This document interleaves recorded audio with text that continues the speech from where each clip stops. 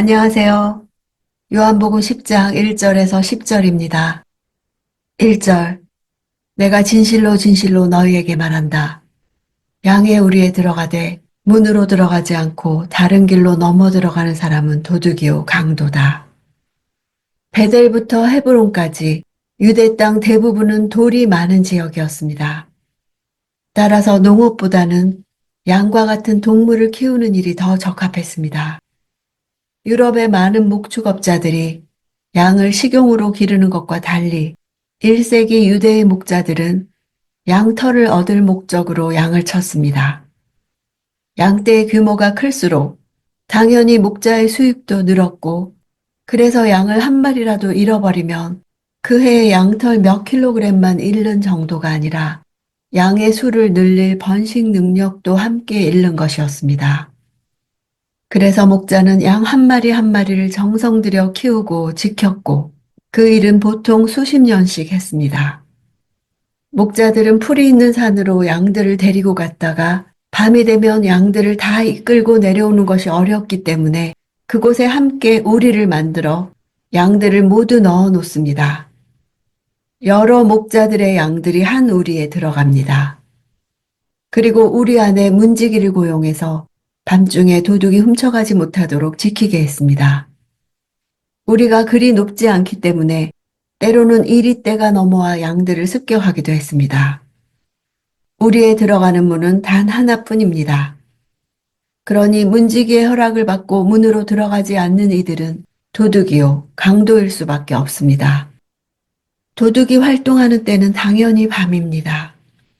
어둠의 때입니다. 반면에 목자는 동터오는 새벽에 양을 찾으러 우리로 갑니다. 그는 비단에서 활동하는 사람입니다. 예수님은 바리새인들을 도둑이요 강도로 빗대고 계십니다. 스스로 성경을 잘 알고 있고 또 잘 지키고 있다고 생각하면서도 성경이 약속하고 있는 메시아를 죽이려고 하고 메시아를 영접하려는 사람을 쫓아내는 종교 지도자들이 도둑이요 강도인 것입니다. 그들은 자신들의 권력욕과 명예욕과 소유욕을 충족시키기 위해 양들을 이용하는 자들입니다. 양들을 지키는 자들이 아니라 양들을 훔치려는 자들입니다. 하나님 소유의 양들을 훔쳐서 자기 배를 채우려는 이리와 같은 존재들입니다. 3절. 문지기는 목자를 위해 문을 열어주고 양들은 목자의 음성을 알아듣는다. 목자는 자기 양들의 이름을 하나하나 부르며 밖으로 데리고 나간다. 이른 아침 목자들은 자기 양들이 있는 우리로 갑니다. 문지기는 고용하기도 하고 목자들 가운데 한 명이 교대로 이 일을 감당하기도 합니다. 문지기가 열어주면 목자는 우리 안으로 들어가 양들의 이름을 하나씩 부릅니다. 목자의 음성은 양들이 자기 목자를 알아내는데 결정적으로 중요했습니다. 왜냐하면 양들은 전형적인 근시동물이기 때문입니다. 양들에게 목자를 분별할 수 있는 유일한 수단은 목자의 음성입니다.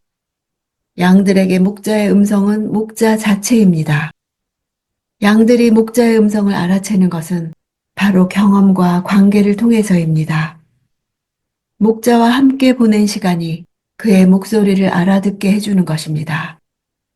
양으로 은유된 성도들은 반드시 참된 지도자의 음성을 분별할 수 있어야 합니다. 그것이 우리의 생명과 사망을 결정할 것입니다. 7절. 그래서 예수께서 다시 말씀해 주셨습니다. 내가 진실로 진실로 너희에게 말한다. 나는 양의 문이다.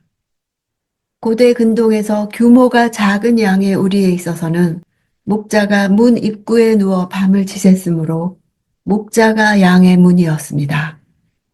예수님은 자신이 바로 그 문이라고 소개하십니다. 에고에이미 문구를 다시 사용하신 것입니다. 예수님은 하나님 나라에 들어가는 유일한 입구입니다.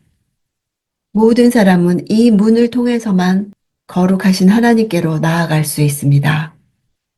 이 문을 들어가는 유일한 방법은 문 대신 그리스도를 믿는 것입니다.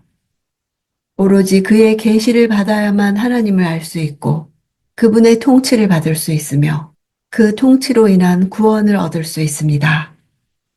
우리는 이 선한 목자 예수를 따라가므로 그의 계시를 받아 하나님을 알게 되고 그 결과 하나님의 생명을 얻게 됩니다. 8절. 나보다 먼저 온 사람들은 모두 다 도둑이며 강도였기에 양들이 그 말을 듣지 않았다. 예수님보다 먼저 온 사람들은 당시 유대인들을 지배하고 있던 제사장, 율법학자들, 바리새인들이었습니다. 그들을 도둑이요 강도라 하심은 그들이 예레미야, 에스겔, 스가랴가 예언한 불충실한 지도자들의 역할을 수행하고 있었다는 뜻입니다. 10절. 도둑은 훔치고 죽이고 멸망시키려고 온다. 그러나 내가 온 것은 양들이 생명을 얻게 하되 더욱 풍성하게 얻게 하려는 것이다. 뒷문장을 직역하면 나는 그들이 생명을 얻고 또한 필요한 것 이상을 얻게 하기 위해 왔다. 입니다. 상반절에 도둑이 오는 목적과 확연히 대조됩니다.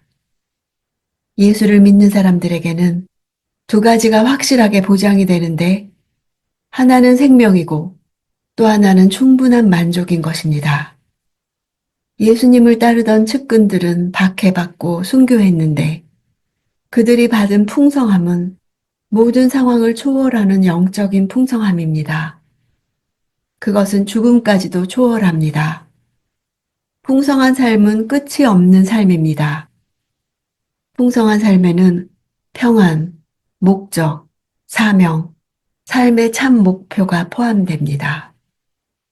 또한 모든 역경과 죽음까지도 두려움 없이 맞설 수 있는 기쁨, 담대한 확신을 품고 고난을 견딜 수 있는 능력도 포함됩니다. 목자이신 주님을 앞세우고 그분을 따라가는 삶은 세상이 보기에는 유약하고 소극적으로 여겨질지 모르지만 사실 그만큼 적극적인 삶은 없습니다. 우리는 결국 누구를 따라갈 것인가를 날마다, 순간마다 선택하는 존재이기 때문입니다.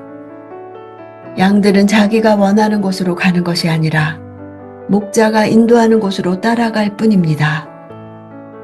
우리는 매 순간 누군가 혹은 무언가의 영향을 받고 삽니다. 결국 우리는 누구의 영향력 아래 들어갈 것인지를 선택하고 책임지는 존재입니다.